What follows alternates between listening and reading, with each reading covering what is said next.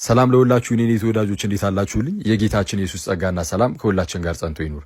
ባለፉት ቪዲዮዎች ላይ ላጡት መልስ አሁን ላይ እንመልሳለን እያሉ ቪዲዮ ላይ የሚሰሩት ፕሮቴስታንት ወንድሞቻችን እስቲ እንመልስላቸው። ተከታተሉ፣ ለሌላውም ደግሞ አጋሩ። ወንድማችን ለማፍረስ የፈለገው ሐሳብ የትኛውን ሐሳብ እንደሆነ አብረን እንይ። የኔ ጥያቄ ምን እንደሚል ደግሞ በደንብ ለማስተዋል ሞክሩ። መጽሐፈ ጥበብ መጽሐፍ ቅዱስ ላለመሆኑ ኢንፋሊብል የሆነ የማይሳት ማስረጃ አለ? የለም። እሺ፣ መጽሐፈ ጥበብ መጽሐፍ ቅዱስ ይሁን አይሁን ወይም መጽሐፍ ቅዱስ አለመሆኑን ሊያስረዳ የሚችል የማይሳት ማስረጃ የለውም። ካዲ መጽሐፈ ጥበብ ብቻ ሳይሆን የትኞቹንም ይሄ መጽሐፍ ቅዱስ ብለን የያዝናቸውንም ብለህ ያዝካቸውንም የሆነ በማይሳት ኢንፋሊብል በሆነ ደረጃ ማስረጃ የለም። ስለዚህ መጽሐፍ ቅዱስ ብቻ የሚለው ትምህርት መጽሐፍ ቅዱስን ያስጠላል ያልኩ ለዚህ ነው። ኦኬ፣ እንግዲህ እንደሰማችሁት ጥያቄ በዋናነት የሚያተኩረው ምን ላይ ነው? መጽሐፍ ቅዱስ ራሱ መጽሐፍ ቅዱስ ለመሆኑ ኢንፋሊብል የሆነ ማለትም ሊሳሳት የማይችል ምን ማስረጃ አለ የሚል ነው። እና ወንድማችንም ይህን ጥያቄ ሲመልስ በመልኩን የመለሰው አይ እንዲህ ያለ ማስረጃ የለንም። ስለዚህም መጽሐፍ ቅዱስ ራሱ መጽሐፍ ቅዱስ ይሁን አይሁን ኢንፋሊብል በሆነ መልኩ እርግጠኛ ሆነ ሊሳሳት በማይችል መልኩ ልንገልጸው አንችልም ማለት ነው። ስለዛ መጽሐፍ ቅዱስን እንድንጠራጠረውና እንድንጥለው የሚያደርገን ይህ ሰው ሰራሽ የሆነው የፕሮቴስታንቶች ትምህርት ነው። የቱ መጽሐፍ ቅዱስ ብቻ የሚለው ከመጽሐፍ ቅዱስ ውጪ ኢንፋሊብሊ መናገር የሚችል ነገር የለም ብለው ስለሚያምኑ ማለት ነው። ይህንን ያዝ እናደርግና እንግዲህ ወንድማችን ለዚህ ነው አሁን መልስ ለመስጠት የሚሞክረው። እስቲ የሰጣቸው መልሶች እያየን በጣም በቀላሉ ለማፍረስ እንሞክር። በጣም ቀላል ነገር ስላነሳ መጽሐፍ ቅዱስ ብቸኛው የማይሳሳት ስልጣን ያለው እሱ ብቻ ነው የምንል ከሆነ እሱን የሚያረጋግጥልን ወይ ደግሞ የማይሳሳት መሆኑን የሚያረጋግጥልን የማይሳሳት ማስረጃ ልናገኝ እንችላለን ወይ የሚል ጥያቄ በመጠየቅና ይህንን ደግሞ ወደ ሙግት በማሳደግ ነው። ስለዚህ እስቲ ለዚህ ጥያቄ መልስ በማግኘት ይህንን ደካማ ሙግት እናፈርሳለን። ወንድማችን እንደሰማችሁት የኔን ጥያቄ በምን መልኩን ያስቀመጠው መጽሐፍ ቅዱስ ብቸኛው የማይሳሳት መሆኑን የሚያረጋግጥልን የማይሳሳት ማስረጃ ይኖራል ብሎ ጠይቋል ብሎ አስቀምጧል። በእውኑ ግን የኔ ጥያቄ መጽሐፍ ቅዱስ ብቸኛው የማይሳሳት መሆኑ በምን ይታወቃል የሚል ወይስ ራሱ መጽሐፍ ቅዱስ ነውን የሚል የትኛው ነበር? በዲቤቱ ዓለም አንድ ሰው የተጠየቀውን ጥያቄ መመለስ ሲያቅተው የጠያቂውን ጥያቄ ለራሱ እንዲመች አድርጎ በመቀየር ለዛ ደግሞ መልስ ለመስጠት ይሞክራል። ይህ ስትሮማን ፋላሲ ይባላል። የኔ ጥያቄ ገና ከጀምሩ መጽሐፉ ራሱ መጽሐፍ ቅዱስ ይሁን አይሁን ማስረጃ አለህ የሚል ሲሆን ወዳጃችን ግን ብቸኛው የማይሳሳተው እሱ እንደሆነ በምን አወክ ብሎ ጠይቋል ብሎ ጀመረ። ይህ ሙግት የራስህ ነውና ደካማ ሙግት ማለትም ልክ ብለሃል። ይህን እንዲህ አንስቶ ከእግዚአብሔር ሕልውና አንጻር ለማሳየት ይሞክራልና እስቲ እንስማውና ወደሱ ደግሞ እንለፍ። ለምሳሌ እግዚአብሔር የሚባል ታላቅ አምላክ መኖርና አለመኖሩን ለማረጋገጥ በእርሱ ልክ የሆነ እሱን የሚያክልና የሚመስል ነገር ግን እግዚአብሔርን ያልሆነ ሌላ ማረጋገጫ አንፈልግም። ብንፈልግም ልናገኝ አንችልም። ኦኬ፣ የእግዚአብሔር ሕልውና ጉዳይና የመጽሐፍ ቅዱስ ጉዳይ በዚህ መልኩ ለንጽጽር ቀርቦ አንዱ ለአንዱ ምሳሌ ሆኖ ይቀርባል የሚል እምነት የለኝም። ከምን አንጻር? አንደኛ እግዚአብሔር ለራሱ መመስከር ይችላል። መጽሐፍ ቅዱስ ግን እኔ መጽሐፍ ቅዱስ ነኝ ብሎ ስለማይመጣ እዛው ዲቤት ላይም ይህንን አንስተን ስንጠይቀው አይ ይህስ አይሆንም የሚል መልስን ስለሰጠን በዚህ ይታወቃል። ሁለተኛ ከእግዚአብሔር ውጪ ሌላ አምላክ እንደሌለ ግልጽ ነው። ከመጽሐፍ ቅዱስ ውጪ ግን የማይሳሳት ነገር እንደሌለ ኢንፋሊብል የሆነ ነገር እንደሌለ በምን አወክ? ለምሳሌ ሐዋርያቱ በቃል ሲያስተምሩ የማይሳሳት አልነበረም?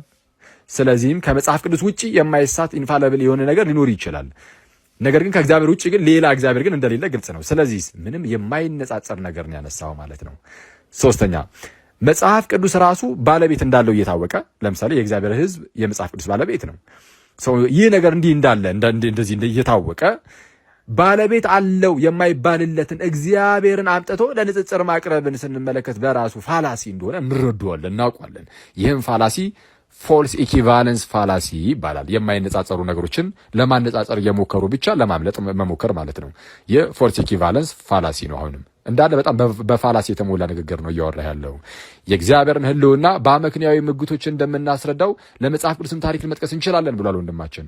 ኮስሞሎጂካል አርጊመንቶችን፣ ሞራል አርጊመንቶችን እንደምናቀርበው ሁሉ ለእግዚአብሔር ሕልውና ወይም ፎር ዘ ኤግዚስተንስ ኦፍ ጋድ እንዲሁ ለመጽሐፍ ቅዱስም ታሪካዊ ማስረጃ ማቅረብ እንችላለን ብሏል። እስቲ እንየው አሁን የሚያቀርባቸውን ታሪኮች። እስቲ ወደ ታሪካዊ ዳሰሳው እንዝለቅ።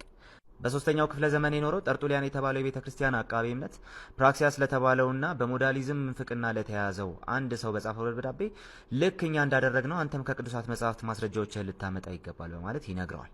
ይህም ፕራክሲያስና ጠርጡሊያን የሚግባቡበት አንድ መሰረታዊ እውነት አለ ማለት ነው። ይህም ደግሞ መጽሐፍ ቅዱስ ብቸኛው ባለስልጣን መጽሐፍ እንደሆነና ሊዳኛቸው የሚችለውም ይህ መጽሐፍ ብቻ እንደሆነ ነው። ኦኬ ወዳጃችን ጠርጡለስን አንስቶ የተናገረውን ነገር ለማፍረስ 3 ወሳኝ ነጥቦችን ላንሳላችሁ። አንደኛ ጥያቄ የነበረው መጽሐፍ ቅዱስ ብቸኛው የሚዳኝ ነው ወይስ አይደለም የሚል ሳይሆን ገና ከጅምሩ የትኛው መጽሐፍ ቅዱስ እንደሆነ በምን አወቅ የሚል ነው። ወንድማችን ይህንን ጥያቄ እንትቶ ሌላ ነገር ነው እየመለሰ ያለው። ይህ በራሱ ፋላሲ ነው፣ ሬድ ሄሪንግ ይባላል። ከላይ እንዳልኩ ነው ጠቅላላ በፋላሲ የተሞላ ነገሮችን ያስቀመጥከው። ሁለተኛ ወሳኝ ነጥብ ጠርጡለስ እዚህ ጋር ማስረጃ ከመጽሐፍ ቅዱስ አምጣ ብሏል አልከን። ይህንን እዛው ዲቤት ላይም እንደመለስኩልህ እኔም አንተን እኮ ማስረጃ ከመጽሐፍ ቅዱስ አምጣ ስል ነበር፣ ግን ደግሞ መጽሐፍ ቅዱስ ብቻ አማኝ አይደለሁም። አሁንም የሰራኸው ሄስቲ ጀነራላይዜሽን ፋላሲ ነው። ጠርጡለስ ምንድነው ከመጽሐፍ ቅዱስ ማስረጃ አምጣ አለ እንጂ ከመጽሐፍ ቅዱስ ውጪ ኢንፋለብል የሆነ ነገር ሊሳሳት የማይችል ነገር የለም አላለም። ባይሆን ግን በተቃራኒው አሁን የጠቀስከው ጠርጡለስ የግድ የተጻፈ ማስረጃ አምጡ የሚሉትን ተቃውሞ ስለ ትውፊት ሲመሰክር አይተነዋል። ማስረጃ the chaplet chapter 13 ላይ። ሶስተኛ ወሳኝ ነጥብ አሁን የጠቀስከው ጠርጡለስ መጽሐፍ ቅዱስ ሲል ለምሳሌ ባለፈው የተከራከርንበትን መጽሐፈ ጥበብንም ጨምሮ ነው መጽሐፍ ቅዱስ የሚለው። አንተ ግን መጽሐፍ ቅዱስ ሌላ ነው። ለዚህም ከእግዚአብሔር ተምረናል በማለት መጽሐፍ ቅዱስን ሲጠቅስ ጥበብ ምዕራፍ 1 ቁጥር 6ን ጠቅሷል። ማስረጃ concerning the soul chapter 13 ላይ መመልከት ትችላለህ። 3 ወሳኝ ነጥቦችን ላስቀምጥ ብዬ ነበር። ምናልባት ልመርቅልህ። አራተኛ ተርቱሊያን ለምሳሌ ስለ ጥምቀት በጣም በስፋት አስተምሯል። ሲያስተምርም ያለ ጥምቀት ድህነት እንደሌለ በግልጽ ተናግሯል፣ አስቀምጧል። ተርቱሊያን ተሳስቷል ልትለኝ ትችላለህ ለዚህ ጉዳይ ላይ፣ ምክንያቱም ካንተ ጋር ስላልተስማማ። እንግዲያውስ አሁን አንተ ያመጣው ላይም ተሳስቶስ ቢሆን አክቹአሊ የሚደግፍ ነገርን ባታመጣም እንኳን ማለት ነው። እስቲ ወደ ሌላኛው ወደ ጠቀሰው አባት ደግሞ እንለፍ። ቀጥሎ ደግሞ ባስልዮስ ዘቂሳርያን እናንሳ። ይህ ሰው ደሞራልስ በተሰኘው ስራው ላይ የታማኝ ነፍስ ምልክቷ ምንድን ነው? ቃሉን ወይም የቅዱሳት መጻሕፍትን ስልጣን መቀበል፣ ከእርሱ ምንም ለመጣል ምንም ለመጨመር አለመድፈር ነው በማለት የመጻሕፍትን ስልጣን መቀበል የታማኝ ነፍስ ምልክቷ እንደሆነ ይናገራል። ቅዱስ ባስልዮስ የታማኝ ነፍስ ምልክት ቃሉን ሳይጨምር ሳይቀንሱ መቀበል ነው ብሏል ብለናል። ከሌሎች ስራዎቹ አንጻር ከተመለከትነው ምንም ከመጽሐፍ ቅዱስ ብቻ ሐሳብ ጋር የሚገናኝ ነገር የለውም። እዛው ዲቤት ላይ እንደመለስኩት ራሱ ቅዱስ ባስልዮስ የጽሑፍም ሆነ በቃል የተቀበልነውም ቢሆን ለሃይማኖታችን እኩል ኃይል አላቸው በማለት ሲናገር አይተነዋል። ማስረጃ on the Holy Spirit chapter 27 66ኛው ሴክሽን ላይ። ማጠቃለያህን ሰምተን ደግሞ እንመለስ።